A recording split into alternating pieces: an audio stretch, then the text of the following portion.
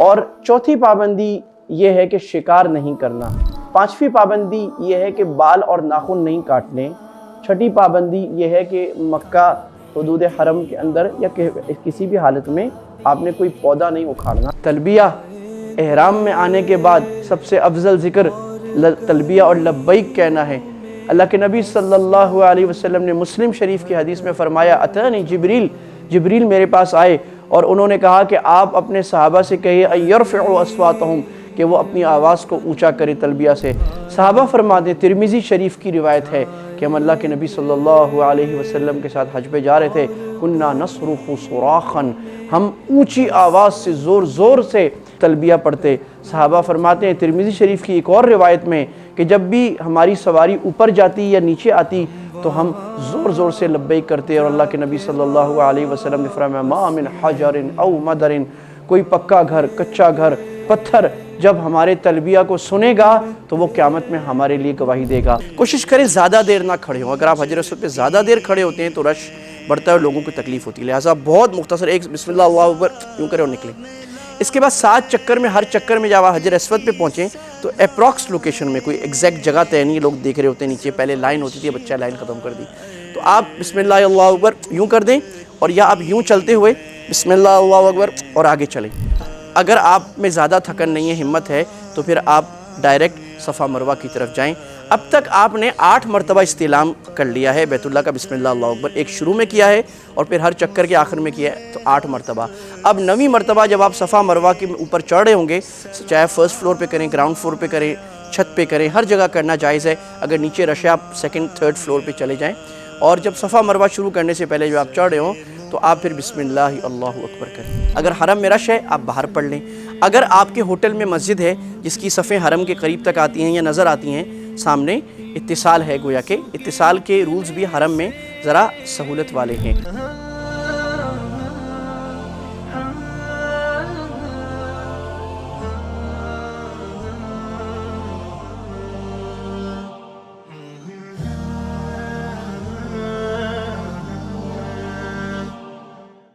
اب ہم آ جاتے ہیں احرام کیا ہوتا ہے، احرام کیسے باندھتے ہیں، مردوں عورتوں کا احرام کیسے ہوتا ہے اور اس کی تفصیلات کیسے ہیں۔ احرام باندھنے کا طریقہ ہمارے مرد حضرات اکثر جنہوں نے نہیں عادت ہوتی، پہلے بزرگ تو لنگی پہنتے تھے تو وہ ان کو سمجھ نہیں آتی، لیکن یہ بڑا آسان طریقہ ہے اگر آپ سمجھیں۔ دیکھیے احرام کی جو لنگی ہے اس کا باندھنے کا طریقہ یہ کہ سب سے پہلے آپ اس کو برابر کر لیجئے، اس کے جو دونوں سائیڈز ہیں دونوں کو بالکل آپ برابر کر لیجئے۔ یہ اب میں نے اس کو برابر کر لیا، دونوں کو برابر کرنے کے بعد اس کو میں نے ایسے لے لیا یہاں سے، اور اس کو ذرا سا چپکا کر پیٹ کو سانس اندر کر کے اس کو پورا یعنی اور اس کا پورا یہاں لے جائیے، اور یہاں سے اس کو یوں کر کے واپس ہم یہاں لے آئیں گے، اور یہاں لانے کے بعد اس کو رول کرنا شروع کر دیں، یہاں سے 1 2 اور 3، یہ رول کر لیا۔ اتنا ہی پیچھے سے بھی رول کر لیں۔ اب یہ بالکل مضبوط بن گیا، ایک تو مضبوط ہو گیا، بیلٹ کی بھی ضرورت نہیں ہے، یہ اپنا بندہ رہے گا۔ جب ڈھیلا ہو ایک رول اور دے دیں، ڈھیلا ہو رول دے دیں، یہ اسٹرانگ رہے گا۔ زیادہ کھلا ہو جائے دوبارہ ایسے باندھ لیں یوں کر کے، ایک چند سیکنڈ کا کام ہے۔ اس میں ایک فائدہ تو یہ کہ میری ٹانگیں لوز ہیں، یعنی کوئی بندھا ہوا نہیں۔ اگر آپ ڈبل باندھیں گے تو آپ کی ٹانگ زیادہ نہیں ہل سکے گی۔ دوسری بات یہ جو آگے کا سطر ہے جو زیادہ چھپانا ضروری ہے یہ ڈبل ہے، تو یہ احرام باندھنے کا سب سے اچھا لنگی باندھنے کا طریقہ ہے۔ اوپر کی چادر باندھنے کا آسان، اس کو دونوں طرف سے، اس طرف سے آپ نے ذرا کم رکھنا ہے لیفٹ سے، اور رائٹ سے زیادہ لمبا رکھنا ہے، دیکھیں، اور یوں لے کے آرام سے رکھیں۔ اگر آپ دونوں طرف سے برابر رکھیں گے تو وہ ڈھلکے گا نیچے۔ یہ احرام میں آ گئے۔ اچھا، اب ایک اور بات ہے، وہ بات تو آگے آ رہی ہے لیکن ہم ابھی سمجھ لیں۔ مردوں کو صرف عمرے یا حج کا، عمرے کا رکن طواف اور حج کا طواف کرتے ہوئے استباع کرنا ہے۔ استباع کا مطلب اپنا دایاں کندھا آپ کو کھول کے رکھنا ہے۔ کیسے؟ ایسے، یہ آپ نے ہٹانا ہے، یہاں سے نکالنا ہے اور اس کو اوپر لانا ہے، یہ ہے استباع۔ آپ استباع کریں گے، اور یہ پورے طواف کے دوران جو عمرہ یا حج کا طواف ہے اس کے دوران استباع کریں گے۔ اگر بیچ میں آپ کو طواف روکنا پڑ جائے، آپ تھک گئے ہیں یا ایون نماز کا وقت آ گیا ہے یا آپ کو باہر نکلنا پڑ گیا ہے، تو آپ استباع ختم کر کے دوبارہ پورا پہن لیں گے۔ یہ احرام کا طریقہ ہو گیا۔ احرام کی پابندیوں پر بات کرتے ہیں۔ احرام کی 8 پابندیاں ہیں۔ سب سے کچھ مردوں کے لیے ہیں، کچھ عورتوں کے لیے ہیں۔ مردوں کے لیے سلا ہوا کپڑا نہیں پہن سکتے۔ سلے ہوئے کا مطلب اسٹچ نہیں ہے، اسٹچ جائز ہے، سلائی جائز ہے۔ ٹیلرڈ جسم کی حالت پہ سلا ہوا نہیں پہن سکتے آپ۔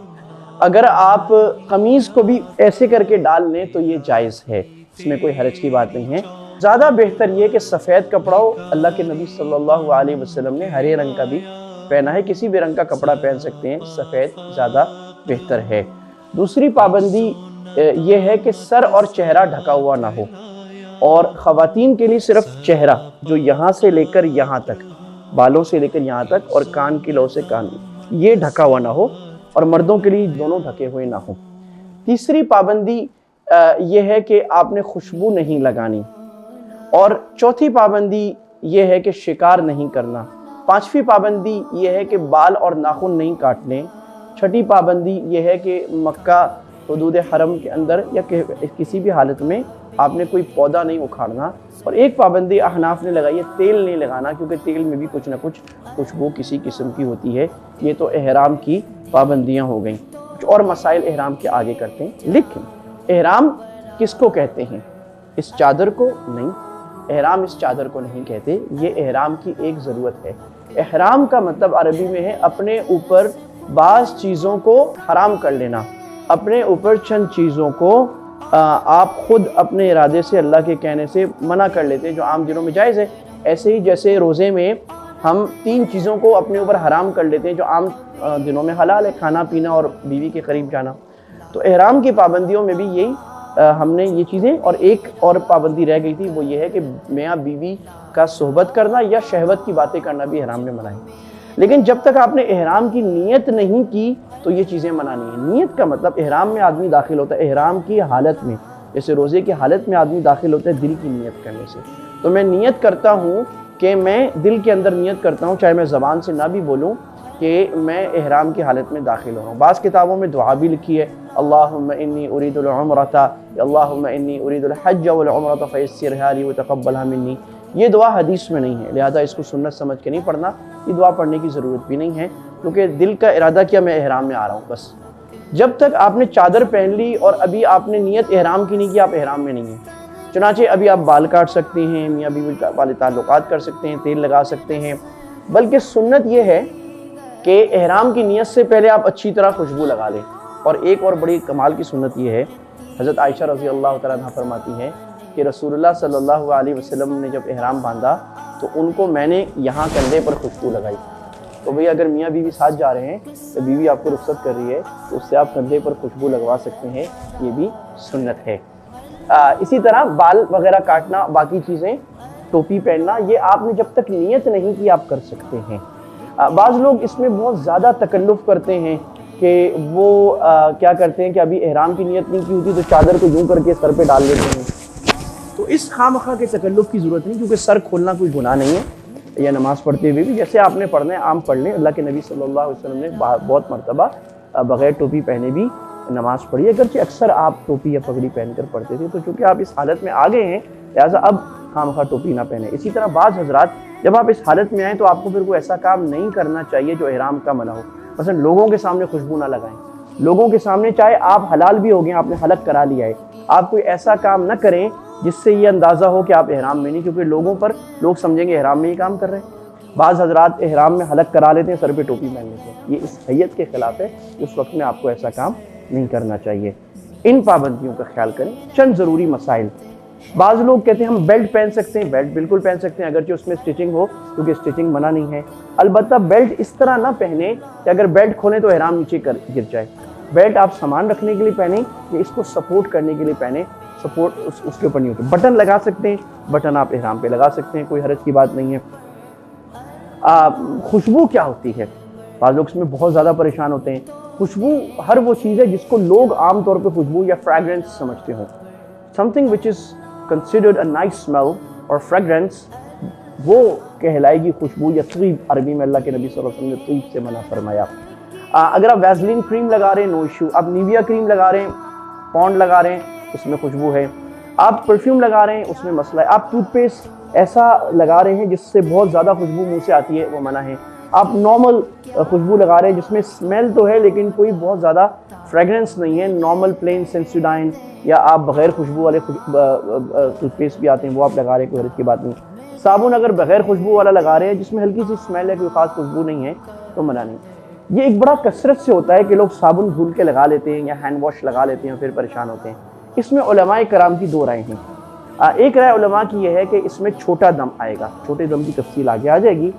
چھوٹے دم کا مطلب یہ ہے کہ آپ کو تقریباً 4.5 کلو گندم کے بقدر صدقہ کرنا ہے، جو 15-20 ریال بنتے ہیں۔ آپ نے 15-20 ریال دے دیے تو اس میں کوئی حرج کی بات نہیں، آپ کا صدقہ پورا ہو جائے گا۔ دوسرے بعض علماء کی رائے اس سے کچھ نہیں ہوتا، کیونکہ آپ کی نیت ہاتھ صاف کرنے کی ہوتی ہے اور بہت زیادہ تیز خوشبو نہیں آتی، خوشبو مقصد نہیں ہوتا۔ یہ دونوں رائے ہمارے سامنے ہمارے لیے ان میں گنجائش ہے۔ اسی طرح احرام میں یہ پابندی کہ اگر بال گر جائے تو کیا ہے، تو چند بال گرنے سے کچھ نہیں ہوتا، آپ نے خود بال کاٹنے نہیں ہیں۔ بعض لوگ بڑے پریشان ہوتے ہیں، بعض لوگ ہم شروع میں جاتے تھے وہ چہرے پہ ہاتھ نہیں لگاتے، پتہ نہیں کیا ہو جائے گا، داڑھی پہ ہاتھ نہیں لگاتے، اس میں کوئی حرج کی بات نہیں، آپ چہرے سر پہ ہاتھ لگائیں۔ اسی طرح بعض مرد خواتین پوچھتے ہیں کہ ہم تکیے پر ہمارا منہ لگ جائے، تو منہ کو ڈھانکنا منع ہے، تکیے کے ساتھ لگانا منع نہیں ہے۔ اگر سوتے میں آپ کا لگ گیا تو اس میں کوئی حرج کی بات نہیں ہے۔ اسی طرح احرام میں نہانا جائز ہے، یہ پوری چادریں اتار کر نہانا جائز ہے، ان کو چینج کرنا جائز ہے۔ خواتین تو پورے کپڑے چینج کر سکتی ہیں، عبایا پہن سکتی ہیں، اتار سکتی ہیں، دوپٹہ محرموں کے سامنے اتار سکتی ہیں، اور خواتین ہر طرح کے جوتے بھی پہن سکتی ہیں۔ مردوں پر یہ پابندی ہے کہ مردوں نے جوتے نہیں پہننے، بلکہ مردوں کی ہڈی کھلی ہونی چاہیے۔ تو یہ جیسے آپ تصویر میں دیکھ رہے ہیں کہ حنفیوں کے نزدیک، احناف کے نزدیک، یہ جو ہڈی ہے پاؤں کے درمیان والی، اس سے اوپر کا پورا حصہ کھلا ہونا چاہیے، اس پہ اسٹریپ بھی نہیں ہونا چاہیے۔ جو حنفی نہیں ہیں ان کے ہاں ٹخنے سے اوپر کھلا ہونا چاہیے، ٹخنے سے نیچے اگر کچھ پہنا ہوا ہے تو اس میں کوئی حرج کی بات نہیں۔ احرام کی پابندیوں کے بارے میں جو حدیث اصل ہے وہ ابن عمر رضی اللہ تعالیٰ عنہ سے بخاری مسلم میں روایت ہے۔ ہمارے نبی صلی اللہ علیہ وسلم نے فرمایا لا تلبسوا القمص والعمائم ولا السراویل، کہ تم قمیص نہ پہنو، عمامہ نہ پہنو، شلوار نہ پہنو، برنس نہ پہنو جو پورا ایک گاؤن ہوتا ہے، اور جوتا نہ پہنو، الا چپل پہنو، الا یہ کہ کسی کو چپل نہ ملے تو وہ جوتے کو پاؤں کے نیچے سے کاٹ لے۔ اور آپ نے فرمایا کہ عورت نقاب نہ کرے، یعنی منہ کو نہ ڈھکے، اور آپ صلی اللہ علیہ وسلم فرمایا ولا تلبسوا القفازین، عورت گلوز نہ پہنے۔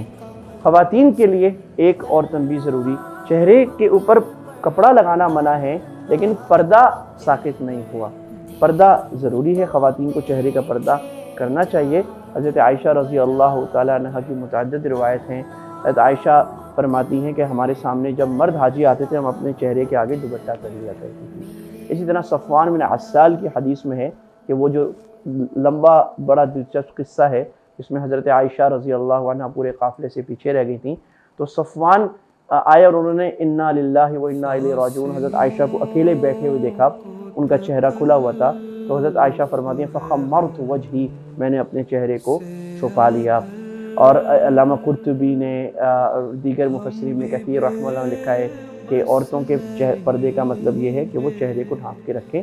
تو آپ یا تو کوئی ہیٹ لگا کے آگے کچھ کپڑا جھکا لیں، یا تھوڑا سا گھونگھٹ جھکا لیں، یا جب ضرورت ہو کپڑا آگے کر لیں، پورا چہرہ تو آپ بند نہیں کر سکتے۔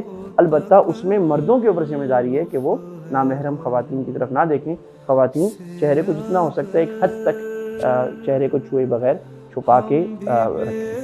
احرام کی نیت کے کوئی خاص الفاظ نہیں ہیں، اگرچہ ہمارے ہاں کتابوں میں لکھے ہوتے ہیں، لیکن حدیث میں احرام کی نیت کے لیے کوئی الفاظ ثابت نہیں ہیں۔ غیر ثابت شدہ الفاظ کو ثابت سمجھ کے پڑھنا بھی غلط ہے۔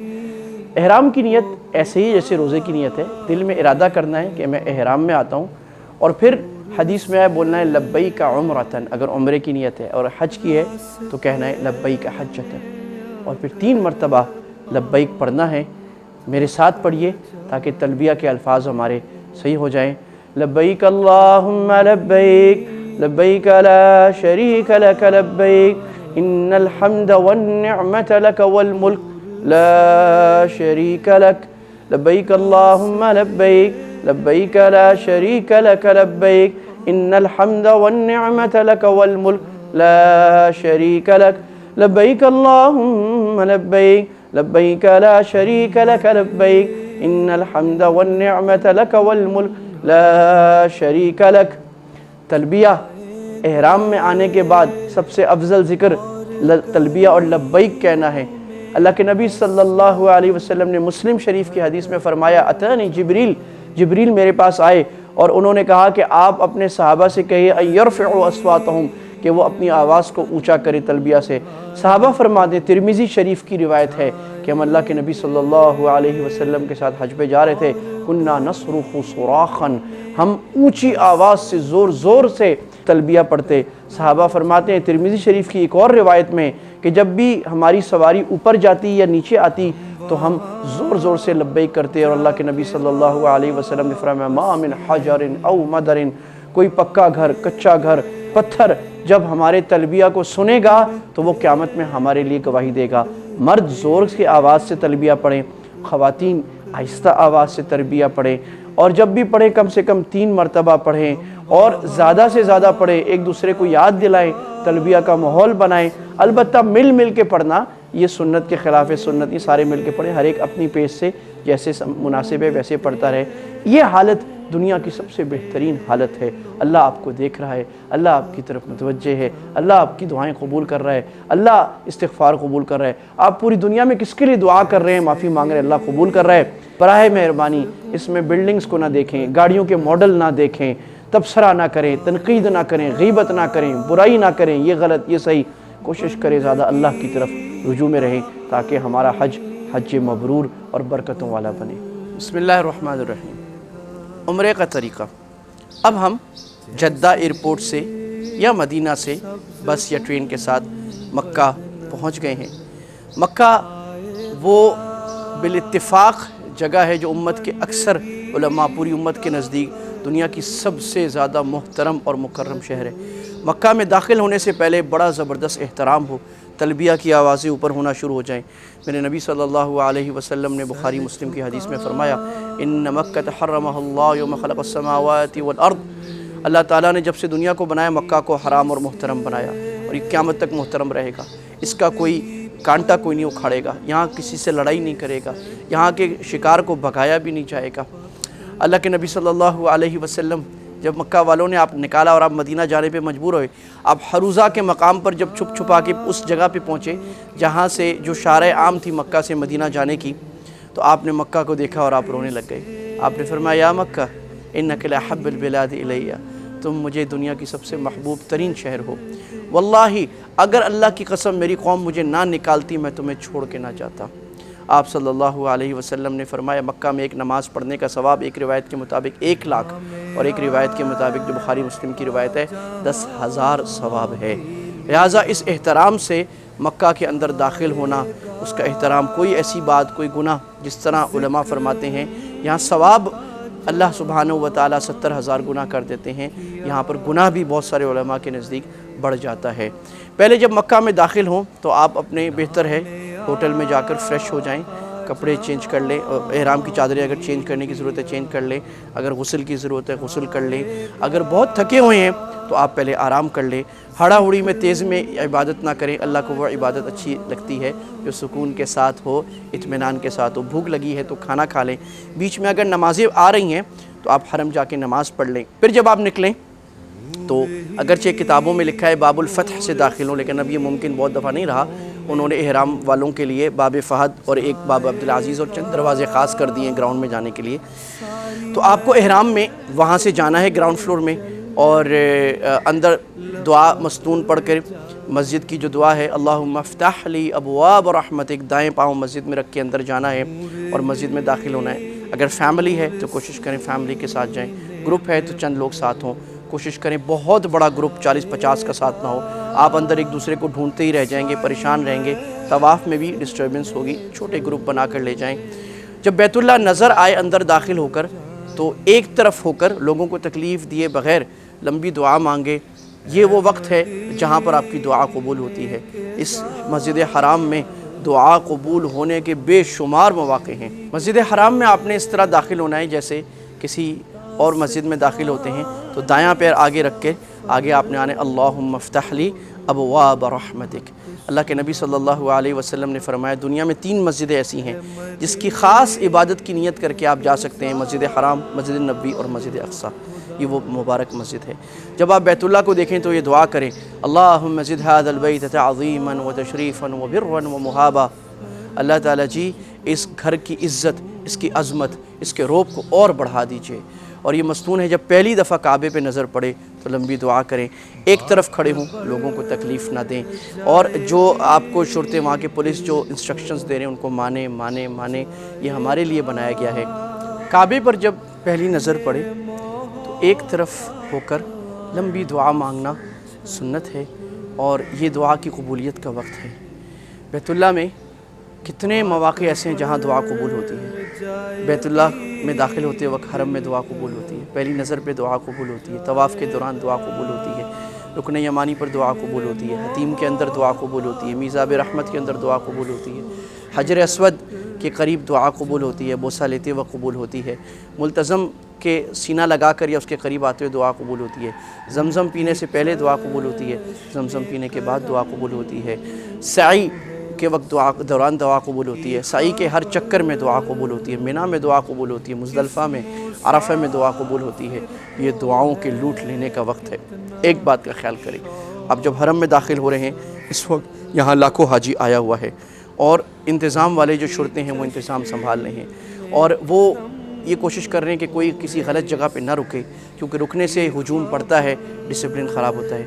برائے مہربانی آپ ڈسپلن مانیں، اس میں اللہ بھی راضی ہے، اللہ کا رسول بھی راضی ہے۔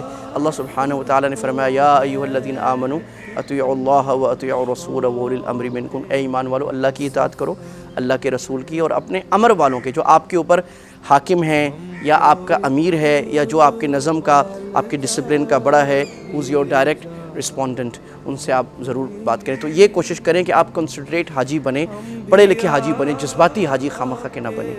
اس کے بعد آپ جائیں، اور سنت یہ ہے کہ دوسری مسجد میں داخل ہونے میں سنت یہ 2 تحیۃ المسجد پڑھے جائیں۔ تو بیت اللہ کا تحیہ یہ ہے کہ بیٹھے بغیر پہلے طواف شروع کیا جائے۔ عام کسی مسجد میں داخل ہو تو سنت اس مسجد کا تحیہ، اس مسجد کا احترام یہ ہے کہ وہاں 2 رکعت پڑھیں۔ بیت اللہ کا تحیہ یہ کہ سیدھا طواف شروع کریں، لہٰذا اگر نماز کا وقت نہ ہو، کوئی اور مجبوری نہ ہو تو سیدھا طواف شروع کریں۔ اور مرد یہ خیال کریں کہ طواف سے پہلے آپ نے استباع کرنا ہے، چادر کو جیسے دکھایا گیا تھا آپ نے دائیں کندھے سے نیچے ڈال لینا ہے، اور پہلے 3 چکروں میں آپ کو رمل کرنا ہے، بھاگ کر ایسے ایسے چلنا ہے، سینہ نکال کے، کندھا نکال کے پہلوان کی طرف۔ اس کا بھی بڑا خوبصورت پس منظر ہے، جب 6 ہجری میں صلح حدیبیہ میں مسلمانوں کو مکہ میں داخل ہونے سے روک دیا گیا، تو یہ طے ہوا کہ اگلے سال مسلمان آئیں گے اور عمرہ کر کے جائیں گے، اس کو عمرۃ القضاء کہتے ہیں۔ تو رسول اللہ صلی اللہ علیہ وسلم صحابہ کے ساتھ مدینہ کے 7ویں سال 7 ہجری میں عمرہ کرنے آئے، اور مشرکین مکہ قریش نے مشہور کر دیا کہ مسلمانوں کو مدینہ کے بخار نے کمزور کر دیا ہے۔ تو اللہ کے نبی نے فرمایا کہ ان کو پہلوان کی طرح چل کے دکھا، اور بعض صحابہ نے شعر بھی پڑھے کہ آج بھی ہم تمہاری کھوپڑی اڑا سکتے ہیں اگر مسلمانوں سے لڑو گے۔ یہ اس کا پس منظر ہے۔ تو اس سنت سے آج قیامت تک یہ سنت ہو گئی کہ ہم یوں کر کے چلیں گے۔ طواف کے جو فضائل ہیں وہ بہت زیادہ ہیں۔ ابن ماجہ کی روایت ہے، اللہ کے نبی صلی اللہ علیہ وسلم نے فرمایا، جس نے طواف کیا اور اس میں کوئی بات نہ کی، ذکر کیا لا الہ الا اللہ وحدہ لا شریک لہ لہ الملک والحمد وعلی کل شیء قدیر کہا، اللہ اس کے 10 درجات بلند کرتے ہیں، اللہ اس کی 10 گناہ معاف فرماتے ہیں، اور اللہ تعالیٰ اس کو 10 نیکیاں عطا فرماتے ہیں۔ اور آپ نے فرمایا جس نے باتیں کی دنیا کی تو وہ ایسا ہے جس نے پانی میں پاؤں مار کر خراب کر دیا۔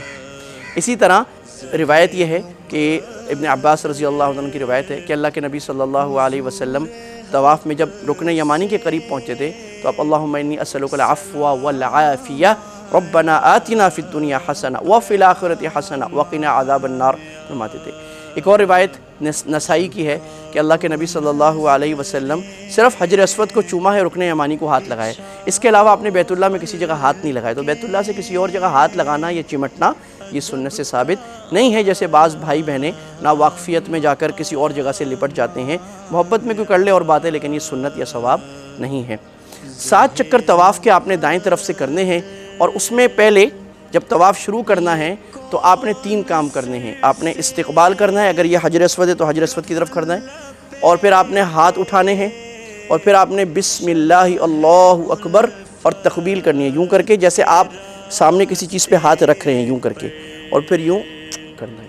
تو صحابہ فرماتے ہیں کہ اللہ کے نبی صلی اللہ علیہ وسلم نے بعض مرتبہ حجر اسود کو چھوا، بعض مرتبہ جو روایت نسائی کی ابن ماجہ میں بھی ہے کہ اللہ کے نبی صلی اللہ علیہ وسلم نے استلم بمحجنہ، آپ کے ہاتھ میں لاٹھی تھی، آپ نے لاٹھی پتھر پہ لگائی اور آپ نے چوما، اور آپ نے فرمایا کہ یہ حجر اسود جنت کا پتھر ہے، قیامت تک جو اس کو چومے گا وہ قیامت میں گواہی دے گا کہ اس نے مجھے چوما ہے۔ چومنا، اشارہ کرنا دونوں برابر ہیں۔ اب آ جاتے ہیں طواف پر۔ مردوں نے یہ دو کام کر لیا، استباء کر لیا اور رمل 3 چکر میں آپ نے کرا، 1 چکر آپ نے پورا کیا، اور اس میں کوئی خاص دعا مسنون نہیں ہے، بعض کتابوں میں دعائیں لکھی ہیں، سہولت کے لیے پڑھ لیں، سنت نہ سمجھے۔ سنت صرف بسم اللہ اللہ اکبر وللہ الحمد یوں کیا، اللہم ایمانا بکا ووفاء بعہدکا واتباعا لسنت نبیکا، یہ حجر اسود سے آگے جب کراس کرتے ہیں تو یہ دعا ہے۔ کوشش کریں زیادہ دیر نہ کھڑے ہوں، اگر آپ حجر اسود پہ زیادہ دیر کھڑے ہوتے ہیں تو رش بڑھتا ہے اور لوگوں کو تکلیف ہوتی ہے، لہٰذا بہت مختصر ایک بسم اللہ اللہ اکبر یوں کریں اور نکلیں۔ اس کے بعد 7 چکر میں، ہر چکر میں جب آپ حجر اسود پہ پہنچیں تو اپروکس لوکیشن میں، کوئی ایگزیکٹ جگہ طے نہیں، لوگ دیکھ رہے ہوتے ہیں نیچے، پہلے لائن ہوتی تھی، بچہ لائن ختم کر دی، تو آپ بسم اللہ اللہ اکبر یوں کر دیں، اور یا آپ یوں چلتے ہوئے بسم اللہ اللہ اکبر اور آگے چلیں۔ کوشش کریں زیادہ رکنے کی کوشش نہ کریں، سیدھا چلتے جائیں۔ جو ذکر، تلاوت، دعا آپ کر سکتے ہیں، کوئی دین کا مسئلہ کوئی پوچھ سکتے ہیں، دنیا کی باتیں طواف میں آپ نے نہیں کرنی۔ اگر آپ بسم اللہ اللہ اکبر حجر اسود پہ کہنا بھول گئے تو پیچھے آنے کی ضرورت نہیں ہے۔ اس کی وجہ یہ ہے کہ طواف میں جو چیز فرض ہے وہ یہ ہے کہ 7 چکر پورے کرنا، فرض ہیں 4 چکر اور واجب ہے 3 چکر، یہ پورے کرنا، یہ طواف کا فرض ہے۔ تو یہ اور نیت ہے، یہ پوری ہو گئی تو باقی چیزیں، رمل کرنا بھول گئے تو اب چوتھے 5ویں چکر میں آپ کو رمل نہیں کرنا، اگر بھول گئے تو بھول گئے، اگر رمل کا موقع نہیں ہے، رش ہے تو آپ تھوڑا سا ایسے ہو جائیں، لیکن آپ کو رمل دوبارہ، استباء بھول گئے تو دوبارہ سے طواف دہرانے کی ضرورت نہیں ہے۔ 7 چکر آپ نے نیت کے ساتھ کر لیے، عمرے کا طواف ہو گیا۔ اس کے بعد کچھ 2 ایسے ہیں جو ذیلی کام ہیں عمرے کے طواف کے یا حج کے طواف کے۔ میں حج کا طواف الگ سے بیان نہیں کروں گا، اسی میں بات کر رہا ہوں، طواف ہم اسی سے سمجھ لیں۔ طواف ختم کرنے کے بعد 2 عمل سنت ہیں، 1 عمل واجب ہے۔ سنت، اللہ کے نبی صلی اللہ علیہ وسلم طواف ختم کرتے ہی آپ ملتزم پہ لے گئے۔ ملتزم کہتے ہیں بیت اللہ کا دروازہ، اس سے لے کر حجر اسود تک کی جو جگہ ہے اس کو ملتزم کہتے ہیں۔ اس سے آپ نے اپنا سینہ مبارک چمٹایا اور یوں کر کے آپ نے لمبی دعا کی۔ اگر ملتزم پہ پہنچ سکے ٹھیک ہے، لیکن اس کے دور کھڑے ہو کے کر لے۔ خواتین سے درخواست ہے نہ ملتزم پہ جائیں، اور حجر اسود مرد عورتوں دونوں سے درخواست ہے حج میں حجر اسود کے قریب جانے کی کوشش نہ کریں، کیونکہ حجر اسود کا چوم کے بوسہ لینا سنت ہے۔ اللہ کے نبی صلی اللہ علیہ وسلم نے بھی رش میں چوم کے نہیں لیا، اور وہ ثواب آپ کو پورا حاصل ہو جاتا ہے اشارے سے، لیکن اگر آپ لوگوں کو تکلیف دیں گے، دھکا ماریں گے یا کسی کی تکلیف کا سبب بنیں گے، یہ حرام ہے۔ لہٰذا سب علماء فرماتے ہیں کہ اس وقت میں ایسے رش میں حجر اسود کا بوسہ نہ لیں، آپ کو اس صبر کا ثواب ملے گا۔ خاص طور پہ خواتین کے لیے بالکل حرام ہے ایسے وقت میں جانا۔ دوسرا کام سنت، زمزم کا پانی پینا اور دل بھر کے پینا، اچھی طرح پینا، اور اللہ کے نبی صلی اللہ علیہ وسلم زمزم پینے کے بعد دعا فرماتے تھے، اللہم انی اسألک علما نافعا وعملا متقبلا وشفاء من کل داء، اللہ مجھے فائدے والا علم عطا فرمائے، اللہ میرے عمل کو قبول فرما، اللہ مجھے شفا عطا فرمائے، اور لمبی دعا زمزم پی کر کریں۔ ایک کام جو ہر طواف کے بعد، اس طواف کے بعد واجب ہے، وہ ہے 2 رکعت طواف کی پڑھنا۔ طواف مکمل اس وقت تک نہیں ہوتا جب تک آپ 2 رکعت واجب، لوگ اس کو نفل کہتے ہیں، 2 نفل نہیں، 2 واجب طواف ہیں۔ افضل یہ ہے، صرف افضل، زیادہ ثواب، کہ آپ اس کو مقام ابراہیم کے پیچھے پڑھیں۔ مقام ابراہیم کے پیچھے، کیا پیچھے تک سارا یہ جو جگہ ہے یہ مقام ابراہیم کہلاتی ہے، کیونکہ قرآن میں حکم آیا وَاتَّخِذُوا مِن مَّقَامِ إِبْرَاهِيمَ مُصَلًّى، اے میرے نبی آپ اور مسلمانوں مقام ابراہیم کو اپنے نماز کی جگہ بناؤ۔ تو یہ مبارک جگہ ہے، اگر وہاں جگہ ہو پیچھے جا کر سیڑھیوں تک بھی آپ وہاں پڑھ لیں، اگر جگہ نہیں ہے تو بیت اللہ میں کہیں بھی، اور اگر وہاں بھول گئے تو اپنے ہوٹل میں حدود حرم میں یا کہیں اور بھی آپ یہ 2 رکعت واجب پڑھ سکتے ہیں، یہ مسئلہ معلوم ہونا چاہیے۔ اس کے بعد اگر آپ میں زیادہ تھکن نہیں ہے، ہمت ہے، تو پھر آپ ڈائریکٹ صفا مروہ کی طرف جائیں۔ اب تک آپ نے 8 مرتبہ استعلام کر لیا ہے بیت اللہ کا، بسم اللہ اللہ اکبر، ایک شروع میں کیا ہے اور پھر ہر چکر کے آخر میں کیا ہے، تو 8 مرتبہ۔ اب 9ویں مرتبہ جب آپ صفا مروہ کے اوپر چڑھ رہے ہوں گے، چاہے فرسٹ فلور پہ کریں، گراؤنڈ فلور پہ کریں، چھت پہ کریں، ہر جگہ کرنا جائز ہے۔ اگر نیچے رش ہے آپ 2nd 3rd فلور پہ چلے جائیں، اور جب صفا مروہ شروع کرنے سے پہلے جو آپ چڑھ رہے ہوں تو آپ پھر بسم اللہ اللہ اکبر کریں۔ جب آپ صفا مروہ شروع کریں تو آپ نے، اب یہ صفا مروہ عمرے کا دوسرا رکن ہے۔ عمرے میں صرف 3 فرض ہیں، طواف کرنا، صفا مروہ کرنا اور حلق کرانا۔ حج میں یہ طواف فرض ہے حج کا، اور صفا مروہ واجب ہے، ہم حج میں الگ سے بات کر لیں گے انشاءاللہ دوبارہ سے۔ صفا مروہ جب آپ نے چڑھنا ہے تو سنت یہ آپ نے کہنا ان الصفا والمروہ من شعائر اللہ ومن حج البیت واعتمر فلا جناح علیہ ان یطوف بہما۔ صفا مروہ اللہ کی بڑی علامت نشانی ہے۔ یہ قرآن کی آیت ہے سورہ بقرہ کی، اللہ کے نبی نے پڑھی، اور اللہ کے نبی صلی اللہ علیہ وسلم نے دعا پڑھی، لا الہ الا اللہ وحدہ صدق وعدہ وانجز عبدہ ونصر عبدہ وہزم الاحزاب وحدہ۔ یہ دعا آپ نے پڑھنی ہے کہ اللہ نے اپنے بندے کی مدد کی، اللہ تعالیٰ نے اپنے وعدے کو سچا کیا، اور آپ نے دعا مانگ کے شروع کر دینا ہے صفا مروہ۔ بہت سارے حضرات ناواقفیت میں صفا مروہ میں بسم اللہ اللہ اکبر ہر چکر میں کرتے ہیں، ہر چکر میں نہیں کرنا۔ شروع کرنے سے پہلے آپ نے بیت اللہ کی طرف ایک طرفہ کرنا ہے، اور یہ اصل میں طواف کا اختتام تھا، اور پھر آپ نے اب صفا مروہ 7 چکر جانا ہے۔ بیچ میں جب میلین اخضرین ہے جہاں پر حضرت حاجرہ دوڑی تھیں، اور اس کا قصہ بھی کیا خوبصورت ہے کہ حضرت حاجرہ رضی اللہ تعالیٰ عنہا اسماعیل کو ابراہیم اللہ کی دعوت کے لیے چھوڑ کے چلے گئے، اور جب کہا ابراہیم کہاں چھوڑ کے جا رہے ہو، اس واد غیر ذی زرع، تو انہوں نے کہا عند بیتک المکرم، اللہ کے گھر کے پاس اللہ کے آسرے میں چھوڑ کے جا رہا ہوں، ہم بھی اللہ کے آسرے پہ ہی جائیں، اللہ پہ توکل کریں۔ تو وہ اپنے بچے کو انہوں نے زمزم کی جگہ پہ لٹایا اسماعیل علیہ السلام کو، اور صفا کی پہاڑی پر چڑھ کے دور تک دیکھتی کوئی پانی والا قافلہ تو نہیں آ رہا، پھر بھاگ کے مروہ جاتی ہیں اور دیکھتی پانی والا قافلہ تو نہیں آ رہا۔ تو یہ جو درمیان کی جگہ ہے جس کو اب 2 گرین لائٹیں لگی ہیں، اس جگہ سے ایک ٹیلا تھا، ان کو اپنا بچہ نظر نہیں آتا تھا، وہ جا بھی رہی تھی بچے کو بھی دیکھ رہی ہوتی تھی، تو یہاں وہ دوڑتی تھیں چاہے میں جلدی سے ٹیلا کراس کروں، مجھے اپنا بچہ نظر آنا شروع ہوئے، بچے کو بھی دیکھتی رہوں اور میں قافلہ بھی دیکھتی رہوں۔ تو 7 مرتبہ ہماری اماں ہاجرہ دوڑی ہیں۔ اللہ کو یہ دوڑنا اتنا پسند آیا، اتنا پسند آیا چلنا، اللہ نے پوری امت پر قیامت تک کے لیے فرض کر دیا، واجب کر دیا۔ یہ میلین اخضرین میں دوڑی خاتون تھی، اللہ نے مردوں پہ دوڑنا سنت کر دیا، لیکن یہ دوڑنا سنت ہے، کوئی بھول گیا یا کوئی معذور ہے نہیں ہے تو وہ اس کے اوپر کوئی حرج نہیں ہے۔ آپ اس میں بھی جو دعائیں سمجھتے ہیں مناسب کریں، اور اس کی ایک سنت دعا بھی ہے، سنت دعائیں یاد ہو جائیں تو کیا ہی بات ہے۔ جب گرین لائٹس کے درمیان ہم دوڑ رہے ہوتے ہیں تو وہاں یہ دعا یہ رب غفر ورحم وانت الاعز الاکرم، اللہ مجھے معاف فرما، اللہ رحمت فرما، اللہ آپ بہت بڑے عزت والے ہیں۔ لوگ پوچھتے ہیں ویل چیئر پر صفا مروہ کر سکتے ہیں کہ نہیں کر سکتے، تو جو معذور ہیں وہ ویل چیئر پہ کریں، جس کو کوئی عذر نہیں ہے وہ ویل چیئر پہ نہ کرے، وہ ڈائریکٹ پیدل ہی کرنے کی کوشش کریں۔ اگر آپ تھک جائیں ہیں آپ صفا مروہ بعد میں کر لیں، آپ 2-3 چکر کے بعد تھک گئے آپ ہوٹل آ جائیں، طواف میں 2-3 چکر کے بعد تھک گئے واپس آ جائیں، آپ بعد میں پورا کریں، اس میں کوئی پابندی نہیں ہے کہ آپ بالکل بیچ میں سے نہیں نکل سکتے، اور جہاں سے چھوڑا ہے وہیں سے آپ دوبارہ شروع کریں۔ 7 چکر آپ کے صفا مروہ کے ہو جائیں، ہر چکر پہ رک کر لمبی دعا کریں۔ میں یہ کرتا ہوں کہ اپنے ساتھیوں کے لیے دعا پہلے چکر میں، والدین کے لیے دعا دوسرے چکر میں، بیوی بچوں کے لیے دعا تیسرے چکر میں، شاگردوں کے لیے دعا چوتھے چکر میں، محلے والے، اس طرح دعائیں تقسیم کر لیں سب کے لیے، ساری امت کے لیے، ہماری اور امت کے لیے دعا، اور اللہ کے نبی کی امت کے لیے دعا، بہت زیادہ فلسطین کے لیے، ہمارے سارے مظلوم مسلمانوں کے لیے دعائیں کریں۔ جب 7 چکر آپ کا شروع ہوگا صفا سے، ختم ہوگا مروہ پہ، 7 چکر پورے ہو گئے، عمرے کے 2 رکن آپ کے پورے ہو گئے۔ عمرے کا آخری رکن حلق یا قصر کرانا۔ اللہ تعالیٰ نے جہاں عمرے کی آیت سورہ فتح میں نازل فرمائی، اس کے آخری رکوع میں فرمایا لَقَدْ صَدَقَ اللَّهُ رَسُولَهُ الرُّؤْيَا بِالْحَقِّ لَتَدْخُلُنَّ الْمَسْجِدَ الْحَرَامَ إِن شَاءَ اللَّهُ آمِنِينَ مُحَلِّقِينَ رُؤُوسَكُمْ وَمُقَصِّرِينَ لَا تَخَافُونَ۔ اللہ نے نبی کا خواب سچا کر دیا، تم امن کے ساتھ مسجد حرام میں داخل ہوئے، بعض تم میں سے اپنے سر کو مونڈ رہے تھے، حلق کر رہے تھے، شیف کر رہے تھے، اور بعض قصر کر رہے تھے یعنی ٹرم کر رہے تھے۔ تو یہ دونوں اختیار ہیں، لیکن بخاری مسلم کی روایت ہے کہ اللہ کے نبی صلی اللہ علیہ وسلم نے 3 مرتبہ کہا اللہم ارحم المحلقین، اللہ سر موننے والے شیف کرنے والوں پر رحمت فرما، اور 1 مرتبہ آپ نے فرمایا اللہم ارحم المقصرین، اللہ جو ٹرم کر رہے ہیں بالوں پر ان پر بھی اپنی رحمت فرما۔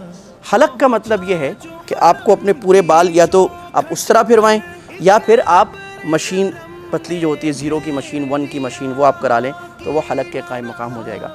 ٹرمنگ اگر کوئی قصر کرنا چاہتا ہے، بالوں سے بڑا پیار ہے تو منع نہیں ہے، فضیلت ایک تھوڑی فضیلت کم ہوگی، تو وہ یہ کریں کہ ہر بال 1 پورے 1 انگلی کے برابر کاٹیں چاروں طرف سے، اور یا پھر سر کے ایک طرف یہاں سے اتنے چھوٹے بال کر لیے، یہاں سے ایک طرف کر لیے، گویا کہ پورے سر کے 1/4 بال کسی طرح بھی آپ کو کاٹنے ہیں، یہ کاٹنا ضروری ہے۔ جب آپ دوسری دفعہ عمرہ کریں گے پھر اتنے بال کاٹنے ہیں، یہ قصر کی مقدار ہے۔